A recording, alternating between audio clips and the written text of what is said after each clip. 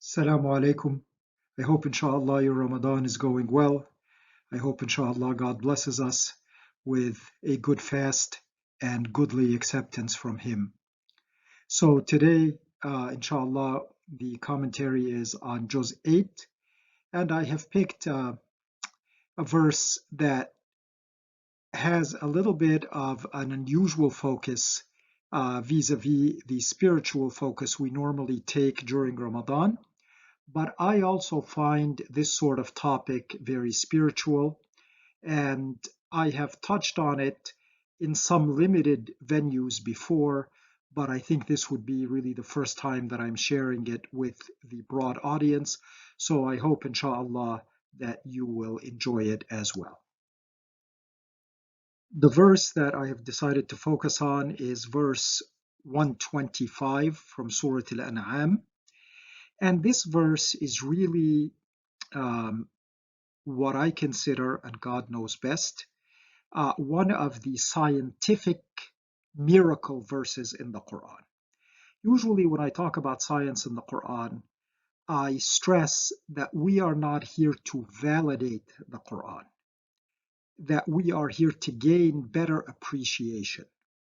But every once in a while, we encounter a verse where our jaw simply drops because we realize that there is absolutely no way that a man living in 7th century Arabia or 6th century Arabia in the Arabian desert, given the state of knowledge and the state of science at that time, could have written this verse. And this is such a verse. So it has to do with the notion of air pressure, and I'll explore that in a little bit more detail as we go. But let us first review the verse. أعوذ بالله من الشيطان الرجيم.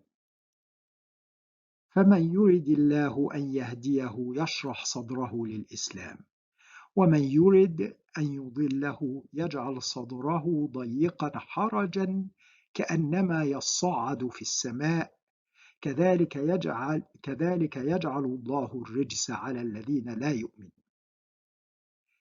So let us review the verse bit by bit. It is talking about guidance, and it makes a very, very particular statement. فَمَنْ يُرِدِ اللَّهُ أَنْ يَهْدِيَهُ يَشْرَحْ صَدْرَهُ لِلْإِسْلَامِ. Whomever God wills to guide, his bosom or his chest, he opens wide with willingness toward self-surrender unto him.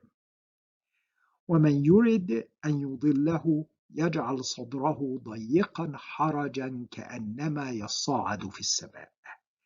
And whomever he wills to let go astray, his bosom or his chest, he causes to be tight and constricted as if he were climbing onto the skies. And this is the part of the verse that I want to focus on. This notion that the Quran is talking about, that giving an analogy or a metaphor, if you will, that whoever God wills to let go astray, he will cause his chest to feel tight and constricted as if he were climbing onto the skies. And this notion of the chest becoming tight and constricted as we climb to a great height is a very, very modern notion. People in 6th century Arabia would not have really understood or used this metaphor, particularly because we know the Prophet's history, peace be upon him, and we know that his travels were very, very limited. We know that he was a man who could neither read nor write, and we know that the highest point in Saudi Arabia, Jabal Sauda, is only about 10,000 feet near the border with Yemen, and that height is not nearly enough for the Prophet to have experienced this phenomena. Moreover, this phenomena occurs when we ascend to a great height in a very rapid fashion. If you slowly walk up, you have time to equilibrate. But if you were to go into a jet and very quickly gain altitude, your chest would become very tight and constricted because of the loss of air pressure, and that's of course why cabins are pressurized. right? Because we would not survive at 40,000 feet in an unpressurized cabin. And before we died at that height, our chest would have felt extremely tight and constricted. And let us now explore why that is. So I invite you to think with me, if we had not heard about the idea of air pressure, would we have thought of it ourselves? I know I could have lived 10 lifetimes and I would have never thought that air has weight. But it turns out that air exerts about 14.7 pounds of weight per square inch of our body. And this was discovered in the 17th century, and this was considered a startling new fact that air has weight. One of the pioneers of this discovery was Evangelista Torricelli, and that is why one of the measures of air pressure is a unit called the torr. We measure air pressure in torrs after Torricelli. And he said we live submerged at the bottom of an ocean of the element air. And it turns out that this air pressure, is something we are completely used to as we walk around the surface of the earth. And as we go higher up and the air gets thinner and thinner, then our lungs are like this balloon. The air pressure inside our lungs is balanced by the air pressure outside our lungs from the atmosphere. But if we were to very rapidly ascend into the sky, then when you do that with a balloon, now the air outside is thinner, the air pressure drops, and the balloon, or in our case, our lungs, would begin to expand because the air pressure inside is not being countered, is not being balanced by the air pressure outside. And imagine what would happen if your lungs began to expand inside your rib cage. That rib cage can't expand, so you would begin to feel a tremendous chest tightness. And here's a schematic of air pressure in atmospheres. At sea level, the air pressure is 1 atmosphere. And as we climb up in altitude, 5 kilometers, 10 kilometers, 15 kilometers, here, for example, the height of Mount Everest, air pressure is now only about 0.3 atmospheres. If we climb higher, that air pressure drops almost to zero.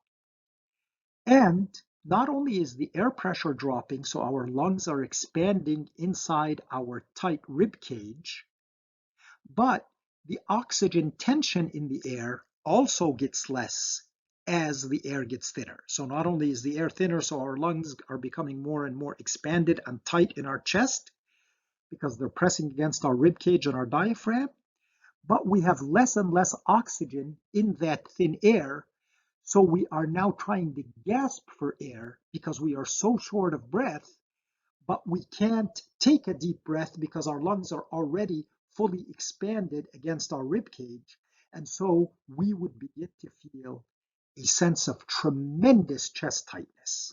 And again, I have to stress that this occurs when we quickly ascend to a great height without something like a pressurized airplane cabin.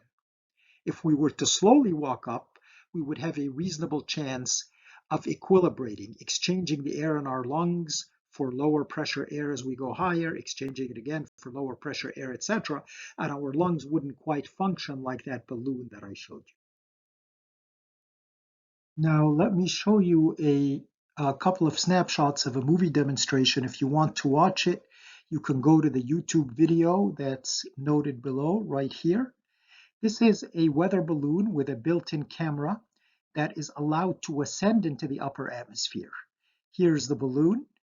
A few seconds later, because the air has thinned out, that balloon has expanded tremendously. Now imagine if this balloon were our lungs trying to expand inside our bony rib cage where there's no room to expand. Imagine how tight and constricted your chest would feel. It would feel even tighter because not only are the lungs trying to expand against the ribcage, but again, because there's now no oxygen in that thin atmosphere. In only 28 seconds from when it is launched, it ascends high enough into the atmosphere that this big, thick leather mylar balloon pops, because now there's air pressure inside and no air pressure outside. And again, these still pictures don't do it justice. Please feel free to watch the movie for yourself.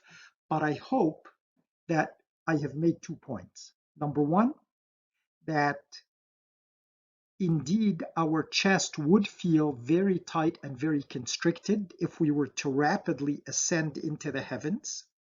That's point number one. Number two, there is no way that a man living in the desert of 7th century Arabia could have apprehended this fact. So how does this Quranic description come about? I consider this a very, very clear and genuine miracle verse.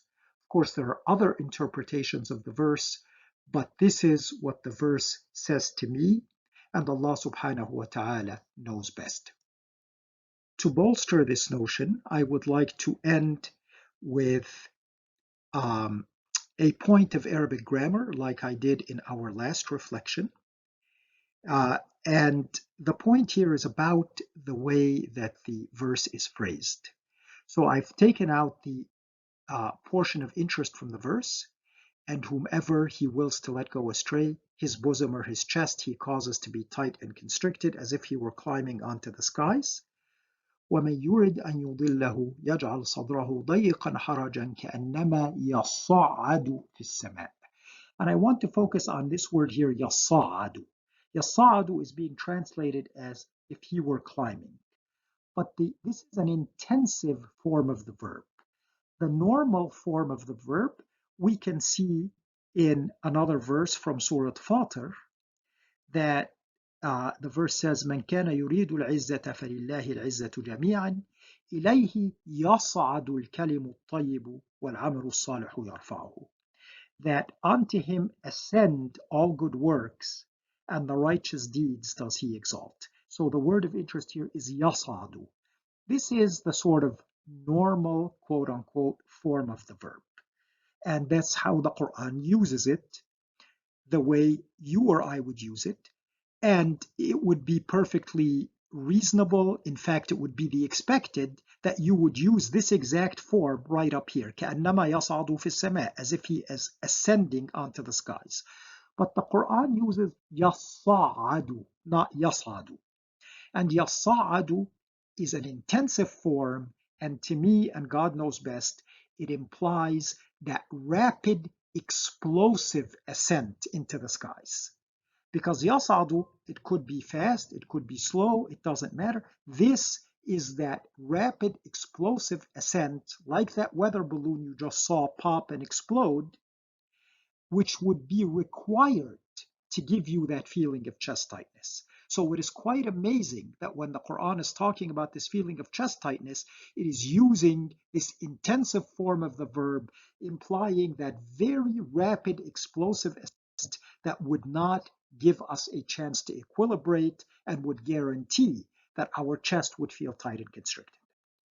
I hope you have found this not just interesting or scientific, but inshallah truly spiritual, because that's how I see it.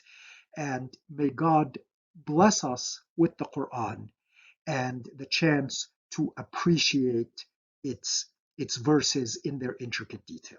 Once again, Ramadan Mubarak. God bless you. Salaam alaikum.